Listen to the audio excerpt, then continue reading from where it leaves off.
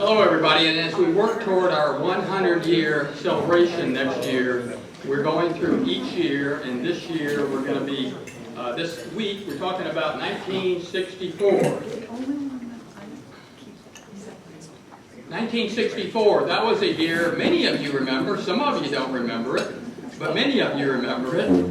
Alright, that was the year. That was the year a band from England called the Beatles hit the American scene in February, and on the 9th of February appeared on the Ed Sullivan Show.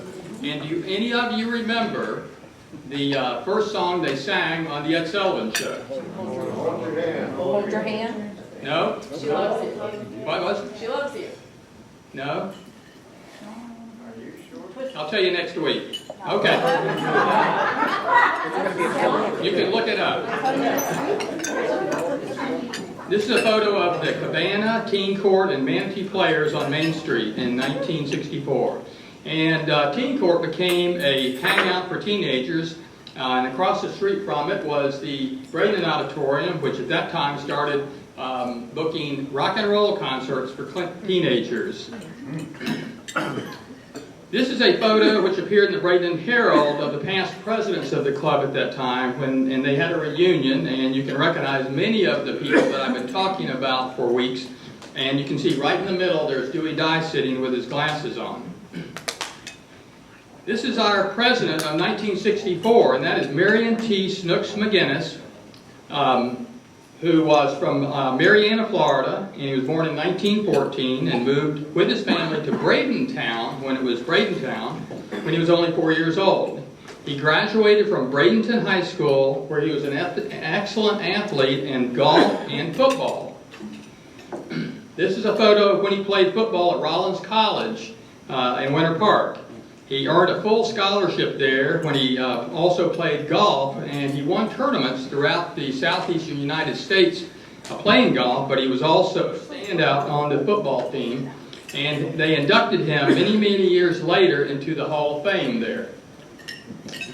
This is a photo of Snooks McGinnis when he became the clerk of the court. Now after the war he returned to Bradenton and taught school for a period of time in Oneika and then in Sarasota. But in 1946 he became the director of the Boys Club for Manatee County, and for 10 years that's what he did, and he worked with this club at that time, in which he joined the club then.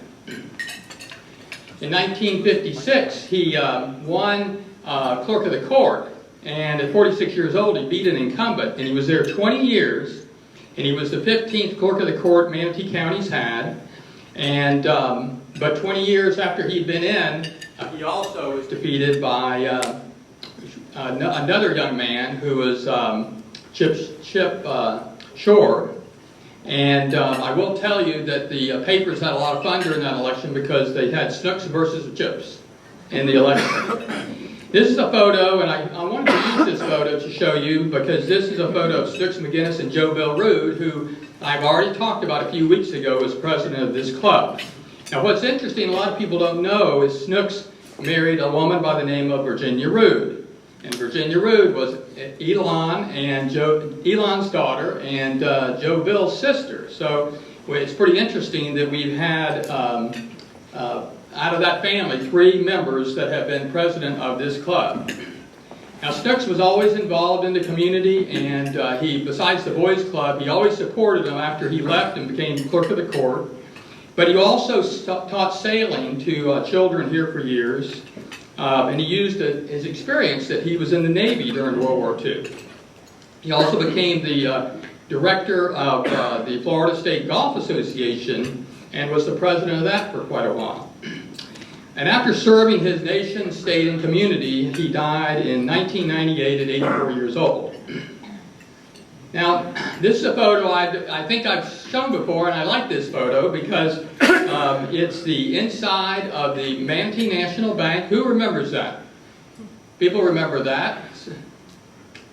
It came Southeast National Bank years later, but on the left-hand side, standing up, is Vernon Desir. And I wanted to show you his picture in this photograph because he was the one that hosted the Ladies' Night in 1964.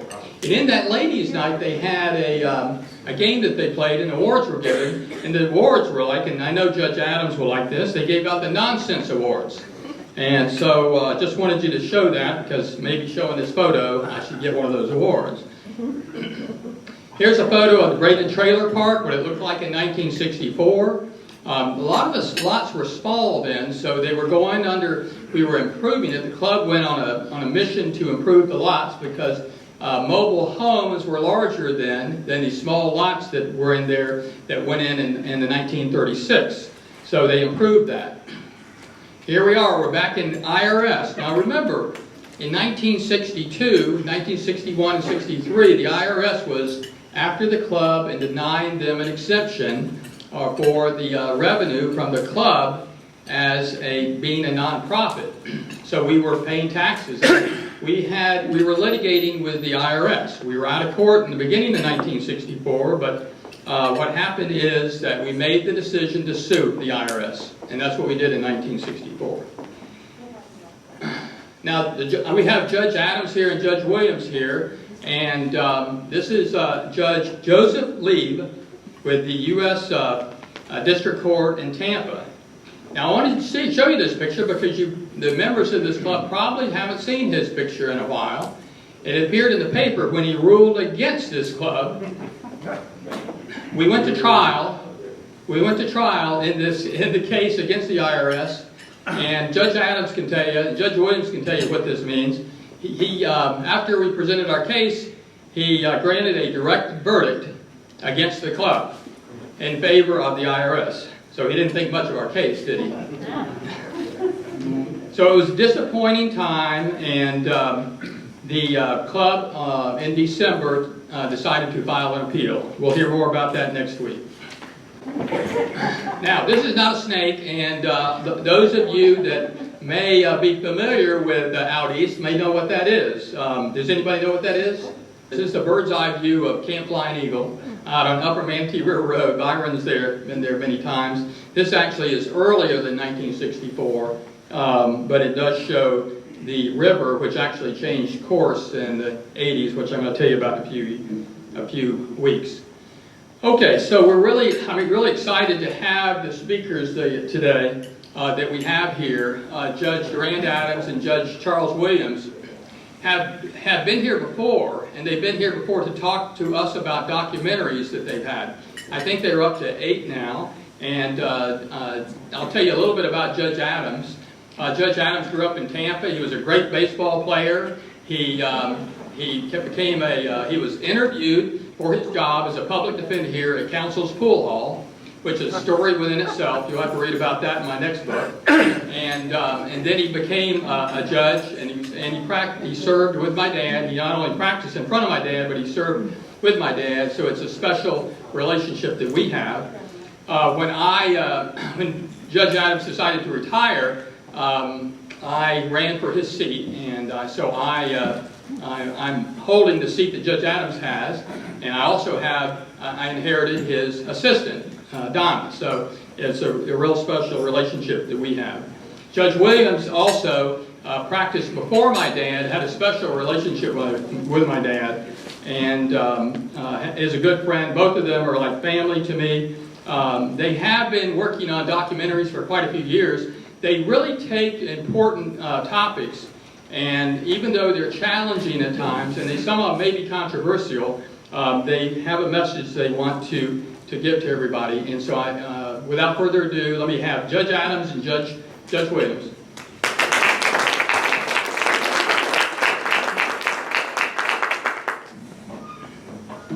Thanks, Gilbert. And it's great to be here. It's great to be at the mothership.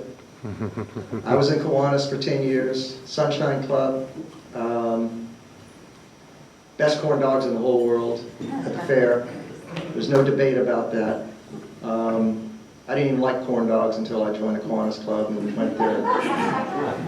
And I grew up in Tampa and would go to the Florida State Fair every year, and I'd pass the corn dog stand by because I just couldn't stand the idea of eating corn dogs wrapped in whatever it was they were wrapped in.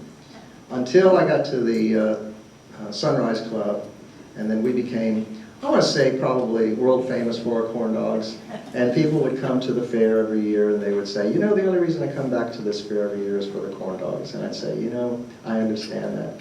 Because I would take like 15 home at night. And my wife would make me, literally, we live out in the country, so don't get alarmed by this revelation, but because we live out in the country and there's no one around our house, she'd make me take all my clothes off on the front porch before she'd let me in the house because they all had that greasy smell to them from cooking corn dogs all night long.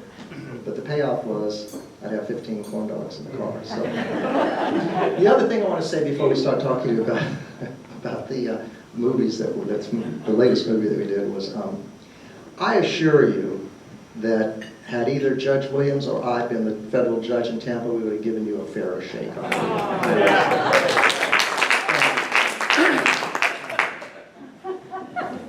Anyway,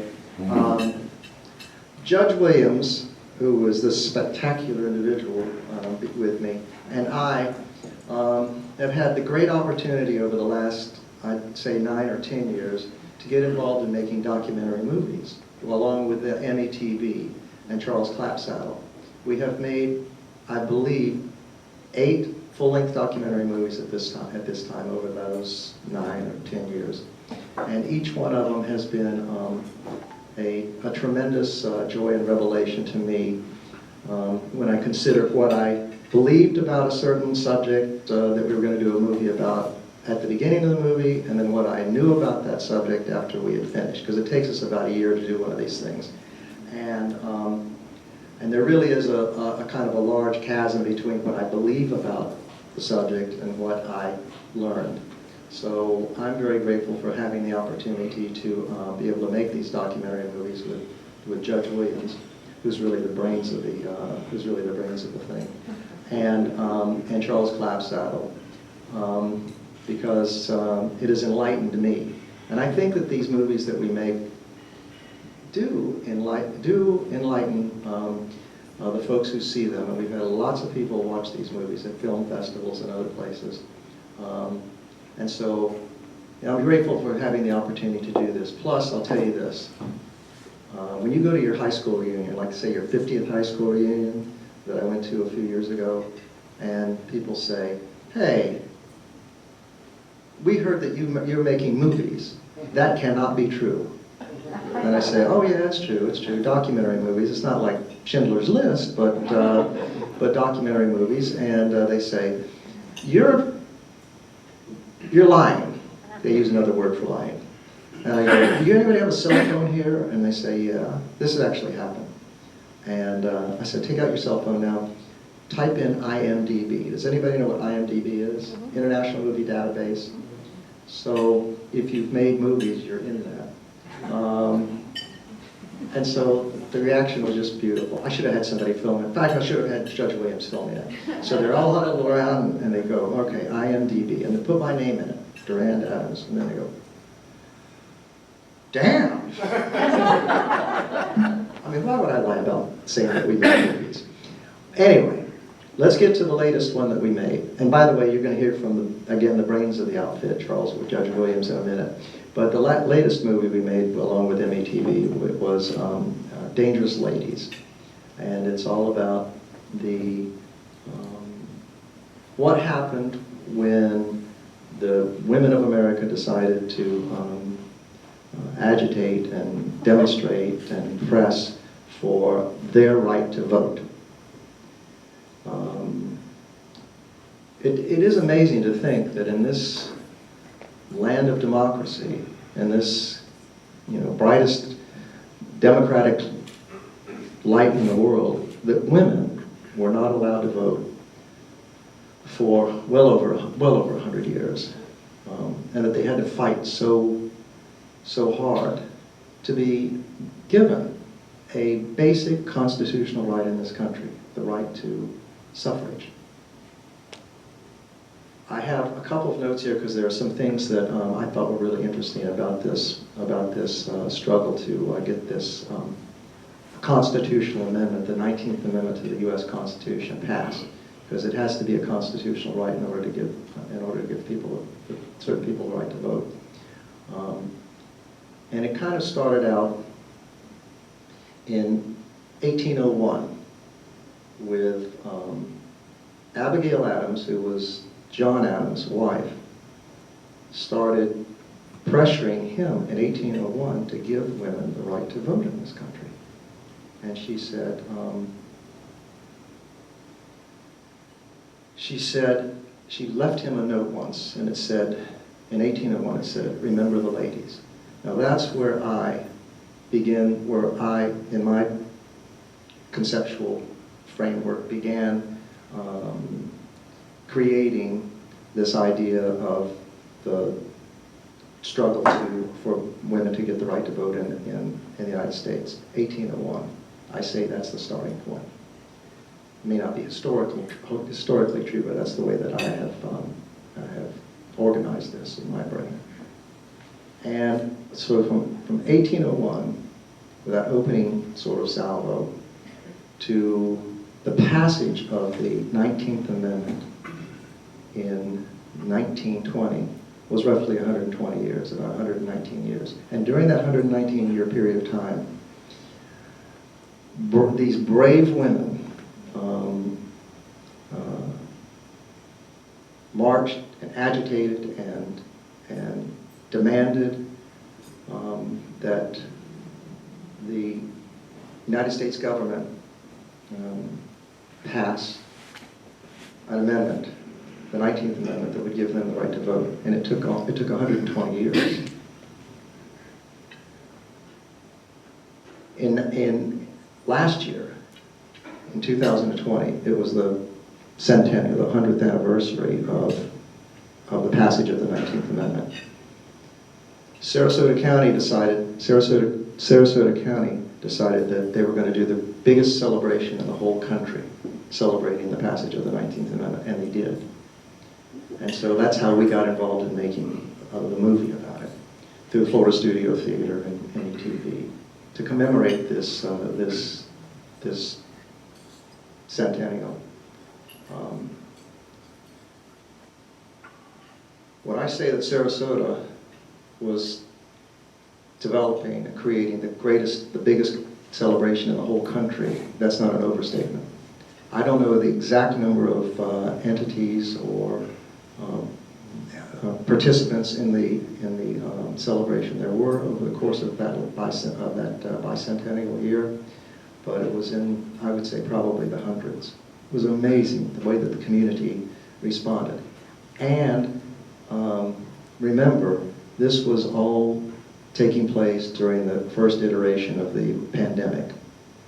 So all of these events that were scheduled had to be either rescheduled or just didn't happen because of the pandemic. But they still persevered and went through with it and got the final celebration done.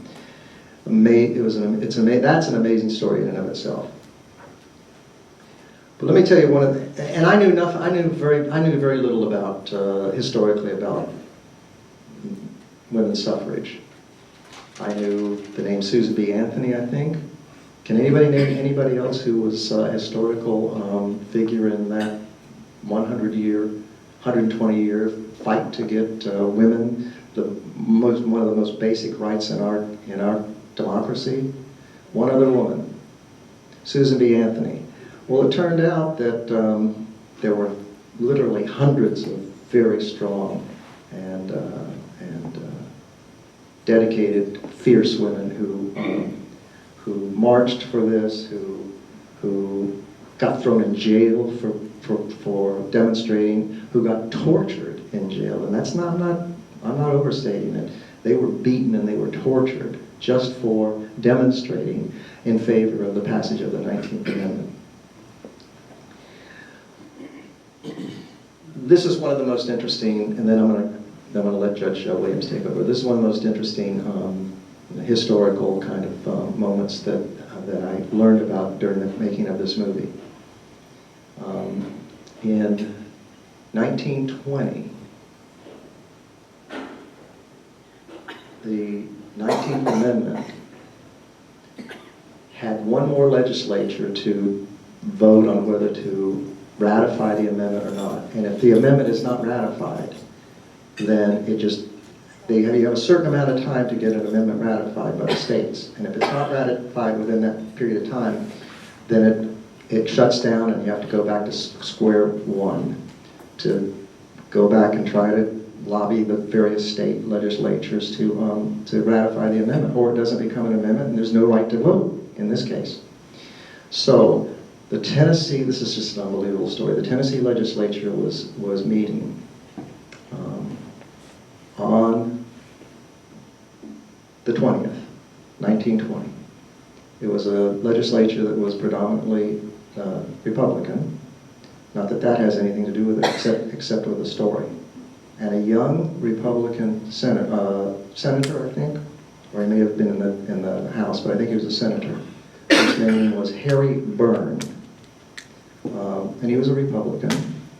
And everybody had predicted that he was going to vote no, along with the majority of the Republicans in this Tennessee legislature. And so as it happened, and it sounds like this is a fantasy or made up, as it happened, he was the last senator to be called to cast his vote. So it all depended on Harry Byrne. It came down to it. And does anybody in here know the story? So here's what happened. When he got ready to go to leave he was living at home with his mother. When he got ready to leave home that morning to go to the Tennessee legislature to meet this historic moment, she put a note in his pocket of his suit. And in that note, she said, it was actually a letter from her, and she said, do the right thing. He looked at it, do the right thing, his mom telling him to do the right thing. He voted in favor of the amendment. It passed. That's why the 19th Amendment to the United States Constitution was ratified on that date with that vote by the Senate, by the Tennessee Senate or legislature. And you can give some of the credit to Harry Byrne's mom. Now, I'm going to let Judge Williams take it from there. I think I'm not going to take up too much time because we do have a clip of the film. I just want to tell you a little bit about the making of the film. It usually takes us about a year to actually film a 1-hour documentary. And that doesn't include the time going into it, the concepts, the ideas, the sketching, the back and forth. In this particular case, it did take a full year, but in this case we had to deal with the pandemic. And so all of the things that we normally do when we film, we show up on sets, we have people there, we had to deal with the pandemic situation. And ironically, the flu pandemic of 1919 was occurring when these women were actually fighting for the right to vote. So there was a sort of symmetry there in terms of having to deal with that. But there were 115 organizations, including some here in Manatee County, that all wanted to celebrate the 100th anniversary of the passage of this amendment. And so when the pandemic hit and things were shut down, obviously, we debated whether or not we could actually do it because of all the limitations that would be placed on us. But we actually were able to draw inspiration from the fact that these women went through something similar, a lot more than what we were going through, because we weren't being beaten and we weren't having to be force-fed and we weren't being ridiculed. They were doing it in the midst of this pandemic, in the midst of something that we take for granted now, but at the time was very much in debate whether or not women should have the right to vote. It's hard to believe, but there were serious debates about that. Serious debates as to whether or not women, and these are some of the arguments that men made and some women made, that women were too emotional to vote, that they would be influenced by their husbands. So really what you're doing is rewarding a husband with an extra vote because he's going to do exactly what, the woman is going to do exactly what her husband tells him to do. So these debates were going on, and they were serious debates. And so they had to deal with that. And so we wanted to make this film so that we could celebrate this 100th anniversary and also educate, give you a little history. And we also feel that entertaining is part of making these films. So we sort of put all of that together in a film. It ran about an hour and 10 minutes. We're going to show you about 10 minutes of it, and then after that, we'll be glad to answer any questions that you might have. So, And by the way, before we leave the podium, I want to tell you that we couldn't have done this without METV, and we certainly couldn't have done this without Florida Studio Theater.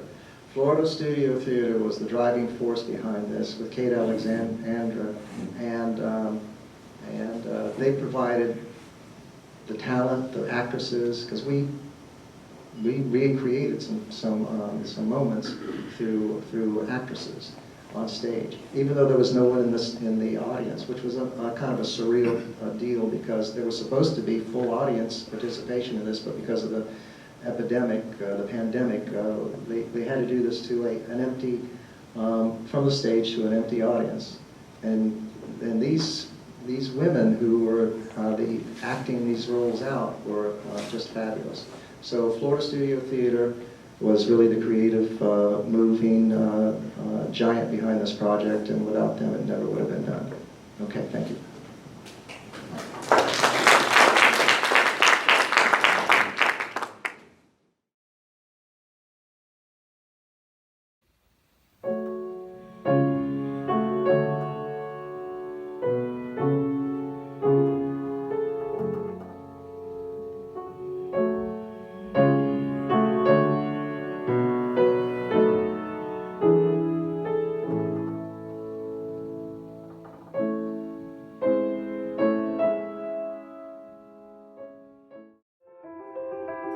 We, as women, from the very first days of this republic, have helped in every way to build this country.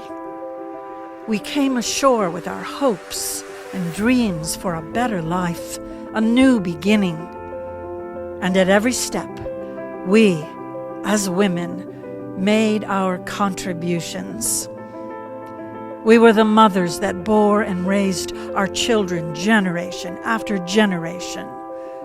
We were the wives that built homes and communities. We were workers that tilled the farmland, toiled in the factories. We were nurses and teachers. We celebrated our accomplishments with quiet pride and were there to help ease the pain with every tragedy. It was our hearts and our strength that sustained us. But because of our gender, because we were women, we were delegated to be second-class citizens. Despite all of our contributions and all of our efforts, we never had a seat at the table, never had the opportunity to contribute to our government. We never had a voice. But like all injustices anywhere, there comes a time when change begins, and it takes people of courage, vision, persistence, and commitment to make that happen. And so began the suffragist movement. And we continue that struggle today for respect and equality for all people, all our citizens. We are a force to be reckoned with.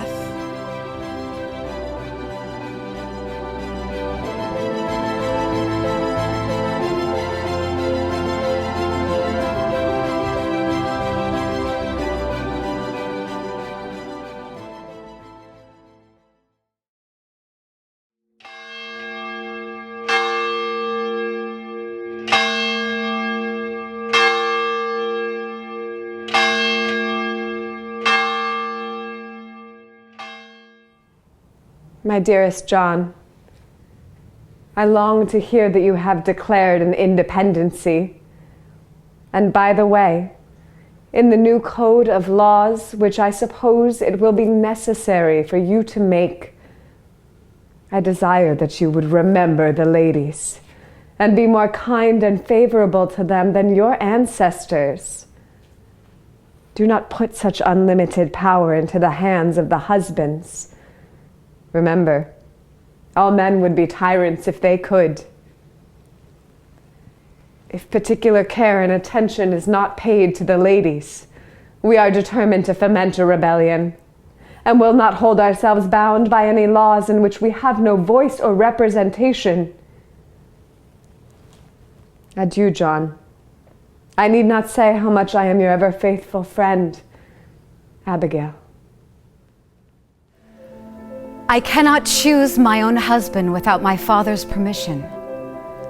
I cannot own property or handle my own money. I cannot have a job without my husband's permission.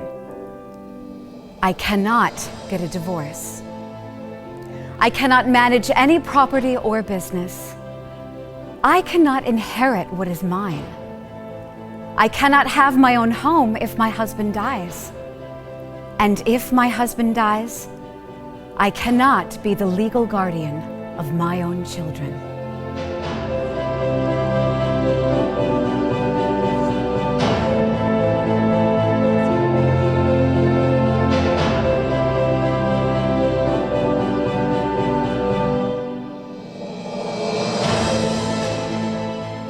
In the year of our Lord, 1916, the 14th of October, Sisters of the West, may we count on you.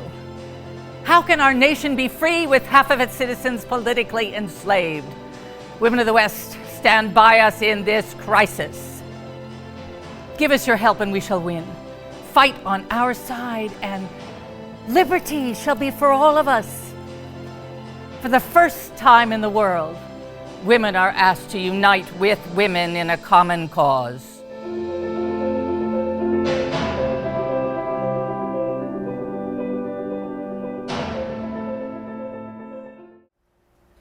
During the March on Washington, when all of the women who were involved in the suffragette movement were marching for the right to vote, the white suffragettes pushed the black women to the back. And most of them, I think, went back because what was important to them was being there. But there was one who just did not appreciate being treated as a second-class citizen, because this wasn't what the whole campaign was about. And so it was Ida B. Wells, one of my journalistic heroes, who went to the front and refused to stay in the back. And you know, this was her whole history. I mean, Ida B. Wells was this great crusader for justice, and she went through so much, including the fact that she was on a train once going somewhere, and she was sitting in what was in the white section, and the black section was very, very crowded. But some white people got on and they needed the seats, and they insisted she go to the back. And then you have Alice Paul leading a much more radical approach. She has her 200 silent sentinels who are chaining themselves to the White House gates, sent to jail, they're fasting and the like. And it was only that militancy that we also see similar in other civil rights groups that mobilized and showcased and finally got President Wilson to endorse the amendment, and it does finally pass, and it only took 72 blasted years for women to get the right to vote. It's great to be part of a community that is so supportive. This program, this suffragist program, women winning the right to vote 100 years ago, could not have happened without the vital support of more than 60 organizations throughout our community. And we want to thank them for all the great work that they've done making this possible. It makes this community a fantastic place to live. Thank you all from the bottom of my heart. On the terrible night of November 14th, they dragged us to jail. And threw us into dark, filthy cells. They force-fed us. They tied us with bonds around our legs, necks, chests. Then the doctors and warders held us down and forced a tube 5 or 6 feet long, about the size of a finger, through our nostrils to our stomachs. They shackled my arms to the top of the cell, forcing me to stand all night. Then they slammed my arm down onto a iron bench twice. My head was smashed against an iron bed. I lost consciousness. They called that terrible night the night of terror. The night of terror. The night of terror. Mine eyes have seen the glory of the coming of the Lord. He is trampling out the vintage where the grapes of wrath are stored. He has loosed the fateful lightning of his terrible swift sword. His truth is marching on.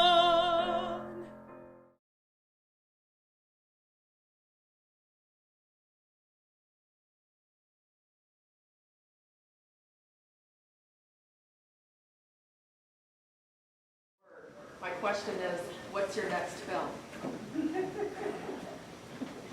We're thinking about doing one on corn dogs. It's not just corn dogs, the best corn dogs in the world. No. Actually, we do have something in the pipeline. We aren't at liberty really to talk about it because it's still coming together. But one of the things that we do like doing is doing local films. And so we basically started our careers talking about a local historical issue involving Lincoln Memorial High School and Manatee High School during the early days of integration. We've tried to keep local projects here because, number one, we have a local historical interest in it. So we are working on something, hopefully, maybe by next year, that will have a particular Manatee County flavor to it. Let me just tell you briefly how the process works. When we finish something like Dangerous Ladies, and believe me, without Kate Alexander, this thing never would have been finished. But when we finish it, and it's been shown at film festivals, and Sarasota Film Festival, I think 6 times, I'm not sure, but and around, then what Judge Williams and I do is we kind of like decompress, because you're talking about a whole year of real pressure of working on these projects. So we decompress and we start throwing, around ideas about what the next movie could be, or if we're just going to retire. And we do have something that we think is going to be, could be interesting and could be important. I'm not at liberty to tell you what it is now, but it'll probably take us 3 or 4 months to actually get together the concept, and then we start the filming and with METV hopefully, or somebody, and then we'll go from there. Yes, Gilbert. Do you have any plans to show Dangerous Ladies at the Manpew Performing Arts Center? You want to take that? No, I think we do. And one of the things that we hope to try to do, we've shown it to different venues in Sarasota, is to get this played because it's very educational, and I think it's certainly something that we hope that we can get in the schools. But I believe the plan is to try to get this shown here maybe in the spring. That's something that we're going to be talking about. We want to have these movies shown at as many different venues as possible, but a lot of it has to do with word of mouth and whatnot, and so I expect that it'll be shown. I hope it'll be shown here. and I expect it'll be shown at other places. As I said, we've gone all the way up to, we had, our first movie, Through the Tunnel, was shown in Connecticut, and in Atlanta, and at basically film festivals and whatever. Yes, we have an idea for the next one, but it takes a long time to get these into something that, because we have to write scripts and treatments and all that stuff, and then find people who will be willing to be in the movies. Yes, hold on. Donna. And by the way, I want to set the record straight on something. He didn't inherit her from me. It wasn't an inheritance, but boy, was he lucky when he got her. Okay, go ahead. What other issues have you based your documentaries on? Oh, Judge Williams can talk about that. No, go on. We've talked pretty much about everything. Some of the subjects aren't as happy, but we've had films about memory, not necessarily about dementia or Alzheimer's, but about how the brain works and how it processes memory. We've had a film about domestic violence. So again, that was local, as was the memory film. Some other films you want to talk about? We did a movie 3 years ago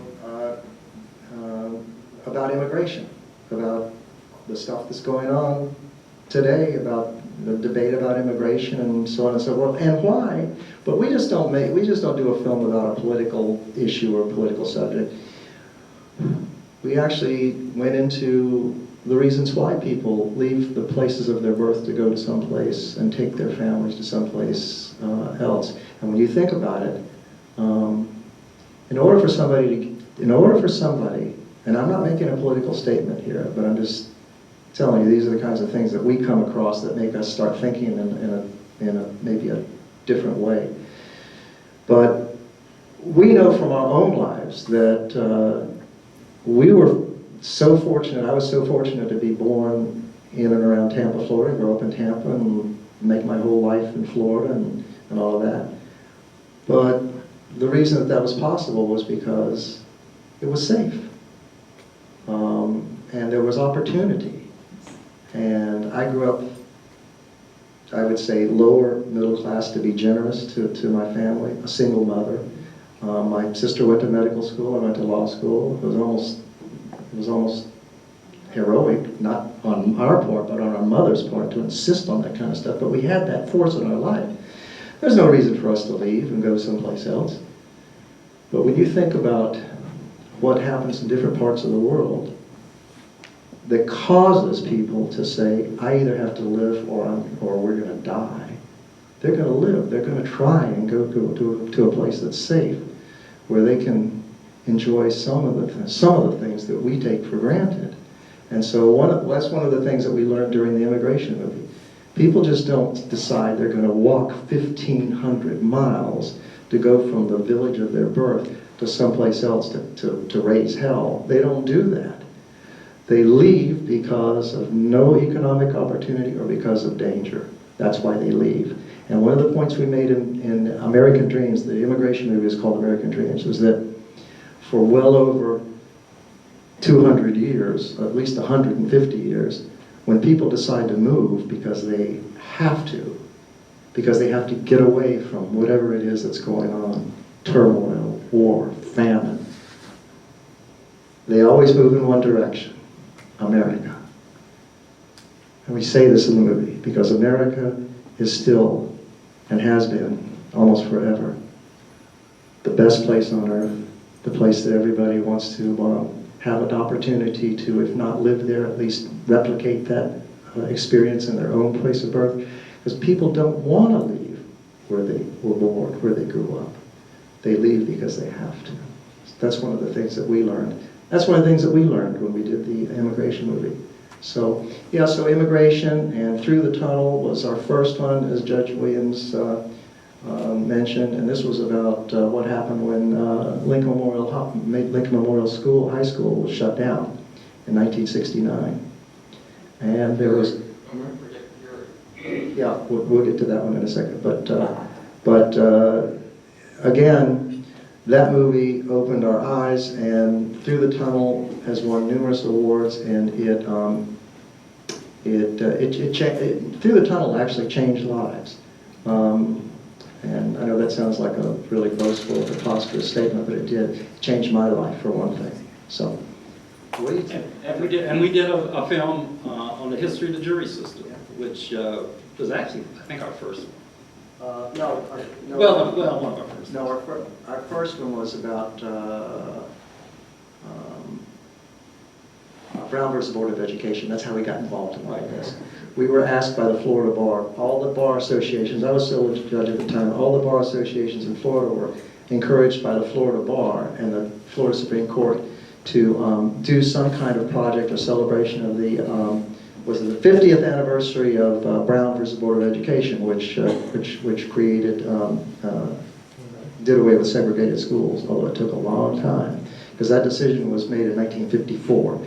And the schools here weren't integrated until, what, Gilbert? 1969 or 1970. So you're talking about from 54 to 1970, 16 years. It took 16 years to get that Supreme Court decision implemented here. And that movie that we made really resonated with all kinds of people. And I'll tell you one final little story to show you how much it did.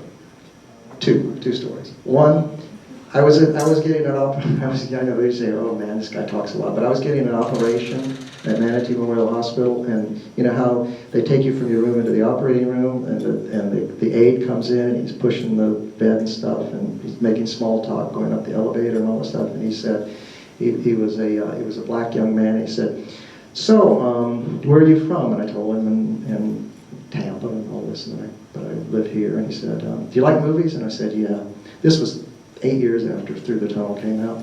He said, do you like sports? I said, yeah. He said, I've got a movie that you might like to watch. And I said, what's that? He said, it's called Through the Tunnel. And it's about, and I said, Anyway, that was pretty cool. And the other little story about it is, Palmetto High School football team, when we had finished the movie, and it had been done for a year, and it had been shown all over the place, the Palmetto High School football team got to see that movie, and we got notified by, I want to say it was the head coach. I'm not sure about that exactly, but I think it was the head coach of Palmetto who notified us and said, "Look, we're going to have a throwback game, like in November of this year." And what has happened is that the football team voted after they saw the movie that you guys made to get permission from the athletic association to be able to wear throwback uniforms and so they did, and we went into the stadium that night in a real high school football game, and they were wearing Trojan football uniforms, and they celebrated alumni or anybody who had played on the Trojan football team back in the 50s and 60s. They brought them out at halftime and they waved at the crowd and all. So these movies do have leave some impression on people, and do, I hope, get people to think about things in a different way. So.